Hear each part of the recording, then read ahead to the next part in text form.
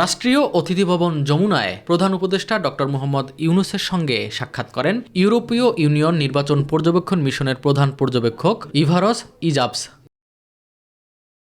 এ বিষয়ে রাজধানীর foreign service একাডেমিতে সাংবাদিকদের সাথে কথা বলেন প্রেস সচিব শফিকুল আলম। তিনি জানান, আগামী সংসদ নির্বাচনে ইইউ বড় একটি পর্যবেক্ষক দল পাঠানোর প্রস্তুতি নিয়েছে। ইলেকশনের জন্য উনি বলেছেন যে মেজর চ্যালেঞ্জ হচ্ছে সোশ্যাল মিডিয়া থেকে যেই ধরনের সোশ্যাল মিডিয়া ব্যবহার করে আপনারা জানেন যে খুব ম্যাসিভ মিস ইনফরমেশন ডিসইনফরমেশন ছড়ানো হচ্ছে এবং এইটা দিয়ে অনেক ক্ষেত্রে ভায়োলেন্স ইনস্টিগেট করা হচ্ছে। তাছাড়া পতিত স্বৈরাচারের লোকেরা ইলেকশন ডিসরাপ্ট করার চেষ্টা করবে, তবে সিকিউরিটি ফোর্সেস পুরোপুরি রেডি থাকবে যে কোনো চ্যালেঞ্জ ফেস করার জন্য, তারা অলরেডি রেডি আছে।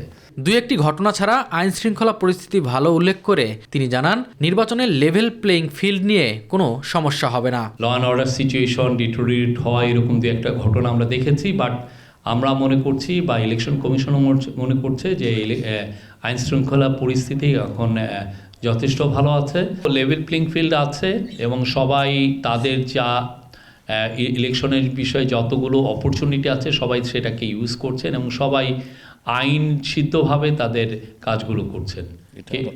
ছোট দল বড় দল সবাই আমরা মনে করি যে তারা একটা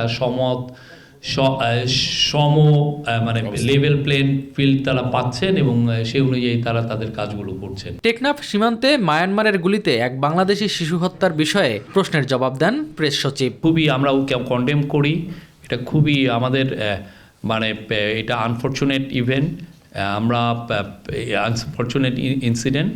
তো এই বিষয়ে আমাদের ফরেন মিনিস্ট্রি এবং হোম মিনিস্ট্রি এটা নিয়ে কাজ করছে। এস এম আরিফ, মাই টিভি, ঢাকা।